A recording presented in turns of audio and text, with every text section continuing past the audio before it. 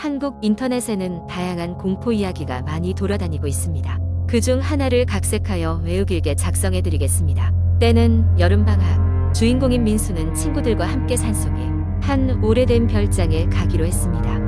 그 별장은 민수의 외할아버지가 소유하고 있었고 수십 년간 아무도 발길을 들이지 않았던 곳이었습니다. 여름방학에 딱히 할 일도 없고 라는 가벼운 마음으로 친구 3명과 함께 민수는 그곳으로 향했습니다.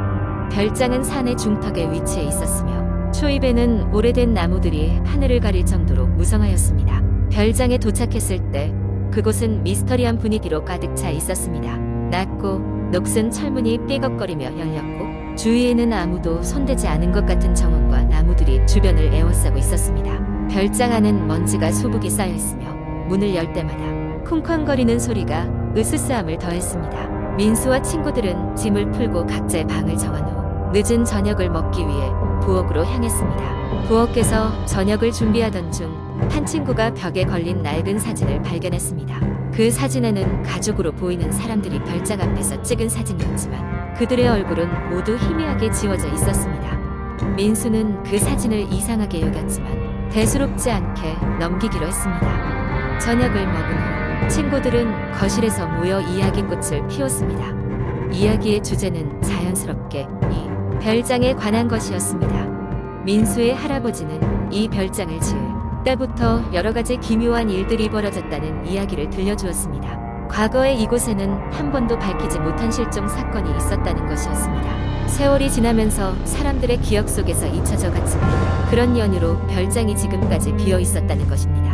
그날 밤 친구들은 각자 방으로 돌아가 잠을 청하기로 했습니다. 하지만 밤이 깊어갈수록 이상한 일들이 벌어지기 시작했습니다. 민수는 자다가 갑자기 이상한 소리와 함께 잠에서 깼습니다. 주변을 둘러보니 방 안에 누군가의 기척이 느껴졌고 침대 발치에 희미하게 사람 형상이 서 있는 것을 보았습니다. 순간적으로 온몸에 소름이 돋아 움직일 수 없었던 민수는 눈을 감고 그저 그 순간이 지나가기만을 바라야 했습니다. 다음 날 아침 민수는 친구들에게 자신이 겪은 일을 이야기했으나 모두가 그저 꿈일 것이라며 웃어 넘겼습니다. 하지만 다른 친구들도 각자 다른 형태로 소름 끼치는 경험을 했다는 것을 알게 되었습니다. 한 친구는 자는 동안 누군가 자신의 이름을 부르는 소리를 들었고 또 다른 친구는 아무도 없는 발코니에서 누군가 자신을 지켜보고 있는 느낌을 받았다는 것이었습니다. 아이들은 불안감을 안고 두 번째 밤을 맞이하게 되었습니다. 이번에는 혹시나 하는 마음에 각자의 방문을 잠그고 잠들었습니다. 하지만 한밤중에 둔탁한 소리와 함께 문이 천천히 열리는 소리가 집안에 울려 퍼졌습니다. 모두가 문을 잠갔다고 확신했지만 거실에 놓여있는 시계가 멈춰 있었고 벽에 걸린 사진에서 알 수 없는 검은 형체가 점점 선명해지고 있었습니다. 겁에 질린 친구들은 그날 밤 별장을 떠나기로 결심했습니다. 서둘러 짐을 싸고 떠나려던 순간 문이 강력한 힘에 의해 닫혀 다시 열리지 않았습니다. 창문 밖에는 갑자기 몰아치는 폭풍우가 나타나 있었고 아이들은 점점 더 큰 공포에 휩싸여 갔습니다. 한참 후 민수는 이 모든 상황의 원인을 찾기로 결심하고 별장 안을 다시 살펴보기로 했습니다. 그는 할아버지가 남긴 오래된 일기장 속에서 그 실마리를 찾을 수 있었습니다. 일기장에는 이 별장의 과거와 불행한 사고들에 대한 기록이 상세히 적혀 있었고 왜 그들이 이상한 일을 겪게 되었는지에 대한 단서가 담겨 있었습니다. 결국 아이들은 일기장에 적힌 방법을 따라 별장의 저주를 풀기 위해 노력했고 몇 시간 후 놀랍게도 집안의 분위기가 사라진 것을 느낄 수 있었습니다. 결국 그들은 무사히 별장을 탈출할 수 있었고 다시는 그곳에 가지 않겠노라 다짐했습니다. 이후 별장은 철거되었고 그 자리는 이제 푸른 숲이 되어 그들의 기억 속에만 남게 되었습니다. 하지만 민수와 친구들은 그 여름밤의 공포를 평생 잊지 못할 것입니다. 그 이후로 누구도 그 오래된 별장을 이야기하지 않았습니다. 아직도 산속 어딘가에 남아있는 그 숨결이 그저 잔잔한 바람 속에 사라졌기를 바랄 뿐입니다. 두 번째 이야기. 한국 인터넷에는 다양한 공포 이야기들이 널리 퍼져 있습니다. 그 중에는 민속적인 요소가 섞인 이야기부터 현대, 도시 전설까지 다양한 종류의 공포썰이 있습니다. 여기서는 불가사의한 사건과 공포를 중심으로 한 긴 이야기를 만들어 보겠습니다.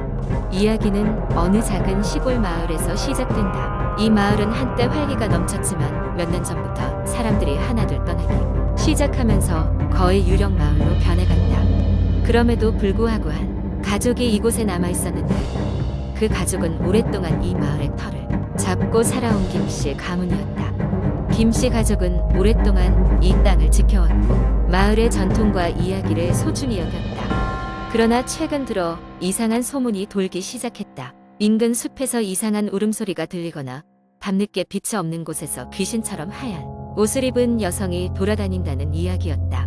마을 사람들은 그것이 오래전에 죽은 한 여자의 귀신일 거라며 두려워했다.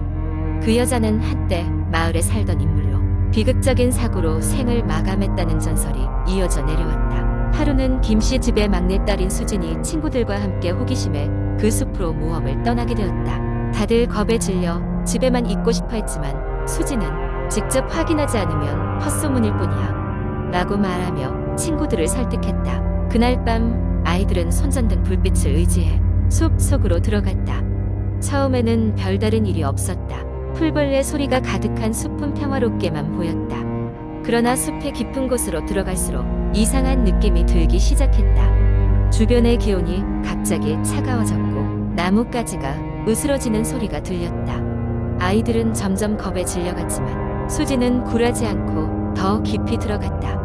그들은 마침내 전설로만 듣던 그 사람 여자가 죽은 장소로 추정되는 곳에 도달했다. 그곳에는 아무것도 없는 듯 보였으나 땅에는 오래된 돌무더기가 있었고 그 위엔 낡은 나무 십자가가 세워져 있었다. 친구들은 얼른 돌아가자고 말했지만 수지는 어느새 홀린 듯 그 장소로 다가갔다. 갑자기 바람이 거세게 몰아치며 나무 십자가가 크게 흔들리기 시작했다. 그때 수지는 누군가 자신의 이름을 부르는 듯한 소리를 들었다. 수진아. 처음에는 친구들이 장난을 치는 줄 알았지만 그 소리는 분명 그 누구의 목소리도 아니었다. 놀란 수지는 뒤돌아보았고 그 순간 그녀는 하얀 옷을 입은 여자가 돌무더기 앞에 서 있는 걸 보게 되었다. 여자는 슬픈 눈으로 수진을 바라보더니 천천히 입을 열었다. 내 이야기를 들어줘. 그 목소리는 바람에 실려 너무나 희미하게 들렸지만 수지는 분명히 이해할 수 있었다. 그녀는 이 여인이 바로 그 비극적인 사고로 죽은 여자인 것을 확신하게 되었다. 수지는 마치 꿈이라도 꾸는 듯 그 자리에서 움직일 수 없었다. 여자는 차분히 자신이 왜 여기 있는지를 설명하기 시작했다. 그녀의 이름은 윤지였고 마을 사람들에게 잊혀진 진실을 알리고자 이곳에 남아 있었다. 윤지는 사고로 죽은 것이 아닌 억울한 누명과 오해로 인해 목숨을 잃었다는 사실을 이야기했다. 누군가는 그녀를 모함했고 그녀의 영혼은 그 진실이 밝혀지길 기다리며 이곳에 남아 있었다. 윤지의 이야기를 들은 수지는 마을로 돌아가 이 사실을 알리기로 결심했다. 그녀는 친구들과 함께 서둘러 숲을 빠져나와 집으로 돌아왔고 온 가족과 마을 어른들에게 그날 밤의 경험에 대해 상세히 설명했다. 처음에는 아무도 그녀의 말을 믿지 않았지만 차츰 수진의 진지한 태도와 혼란에 빠진 눈빛을 보고는 마을 회의가 열렸다. 마을 사람들은 오랜 세월 묻혀있던 과거의 사건을 돌아보기 시작했고 마침내 윤지의 누명을 벗기기 위한 진실을 찾는 여정을 시작했다. 몇 달에 걸친 조사와 노력 끝에 마을 사람들은 진실을 밝혀냈다. 윤지의 이야기는 마을에 큰 변화를 가져왔고 억울하게 묻혀있던 그녀의 영혼은 마침내 풀려날 수 있었다. 그 후로 숲속의 이상한 소문은 잠잠해졌고 수진과 마을 사람들은 윤지의 이야기를 잊지 않기로 결심했다. 마을은 다시 평화를 되찾았고 사람들은 윤지의 이야기를 아이들에게 전하며 문화를 지키고자 했다. 세 번째 이야기의 여름의 한가운데 사람들로 북적이는 서울의 한 아파트 단지. 낯선 이방인의 발자국 소리도 금세 사라지는 이곳에서 대학생 미나가 홀로자취 생활을 하고 있었다. 미나는 조별 프로젝트 준비로 요즘 바쁜 나날을 보내고 있었고 늦은 시간까지 학교에 남아 공부하다 보니 자연스레 지친 상태였다. 금요일 밤 마감 직전에 도서관에서 쫓기듯 나와 아파트에 도착했을 때 이미 시간이 새벽 1시를 넘긴 후였다. 미나는 현관문을 열고 들어와 문을 닫으려던 순간 누군가 문에 발을 걸쳐놓은 걸 발견했다. 깜짝 놀라 뒤로 물러난 미나의 눈에 들어온 것은 바로 같은 층에 사는 하지만 한 번도 이야기를 나눠본 적 없는 옆집 남자였다. 죄송해요. 문이 열려 있어서 혹시 열쇠를 안 챙기고 나갈까봐. 그 남자는 범상치 않은 말투로 자신이 문이 열려 있는 걸 보고 닫아주러 왔다고 설명했다. 미나는 경계심을 풀 수 없었지만 일단은 고맙다며 그를 돌려보내려고 했다. 그렇게 남자가 돌아서고 나서야 안도의 한숨을 내쉴 수 있었다. 그러나 그날 밤 미나는 깊은 잠에 빠지지 못했다. 노크 소리, 아니 더 정확히 말하자면 벽이며 문을 긁는 듯한 소리가 뇌리에서 떠나지 않았다. 꿈인지 현실인지 구분이 되지 않는 그 소리와 함께 미나는 끔찍한 기분에 휩싸였다. 다음 주가 시작되고 미나는 이런저런 일에 치여 그날 밤의 일을 잊어가고 있었다. 하지만 수요일 밤 평소 같았으면 평화로웠을 아파트에 무언가 무서운 일이 일어났다. 그것은 벽 너머에서 들려오는 이상한 소리였다. 한밤중 정확히 새벽 2시 무렵 똑똑똑 문을 두드리는 소리에 미나는 소스라치게 놀랐다. 이런 시간에 방문할 사람이 없다는 걸 알고 있던 미나는 빈틈없이 문을 잠그고 밖을 살핀 후 모든 불을 껐다. 그때 귓가에 들려온 낮은 목소리. 문을 열어주세요. 급한 일이에요. 옆집 남자의 목소리였다. 하지만 어떤 음산한 기운이 느껴져 미나는 전혀 문을 열고 싶지 않았고 아무런 대답도 하지 않았다. 그날 밤 남자는 문을 두드리며 1시간 동안 같은 말을 반복하다가 조용히 사라졌다. 다음 날 아침 미나는 아파트 관리인에게 남자에 대해 물었다. 그러나 믿을 수 없게도 관리인은 그 남자가 며칠 전부터 실종 상태라는 말밖에 하지 않았다. 충격을 받은 미나는 친구들과 함께 주위를 수소문하며 남자를 확인했지만 그날 이후로 그는 그 누구에게도 눈에 띄지 않았다. 며칠 후 미나는 친구들과 함께 집에 돌아오던 중 엘리베이터 안에서 이상한 점을 발견했다. 관리 안내문이 붙어있는 곳에 누군가 메모를 남긴 것이다. 항상 문을 잠가두세요. 어둠 속에서 기다리고 있으니까요. 이 불길한 메모에 미나는 해결되지 않은 수수께끼에 직면한 채 두려움에 떠는 나날을 보내야 했다. 몇 주가 지나도 간혹 새벽녘 낯익은 두드림이 들려왔고 미나는 매번 불안을 떨쳐내지 못한 채 잠에서 깨어났다. 결국 참다 못한 미나는 경찰에 신고했다. 하지만 조사 결과 남자의 행방이나 그의 실종과 관련된 그 어떤 단서도 찾을 수 없었다. 이후 미나는 연고가 있는 지방으로 이사를 가기로 결심했고 지금까지도 그날 밤의 사건은 풀리지 않았으며 미스터리로 남아있다. 미나는 가끔씩 잠결에 되살아나는 그 두드림 소리에 여전히 깜짝 놀라곤 한다. 때로는 어두운 밤거리를 홀로 지나칠 때면 어디선가 그 남자가 자신의 이름을 부르며 다가올 것만 같은 기분을 지울 수가 없다. 그리고 지금도 어떤 블로그나 인터넷 게시판에는 이 아파트 단지에 관한 괴담이 전해지고 있다.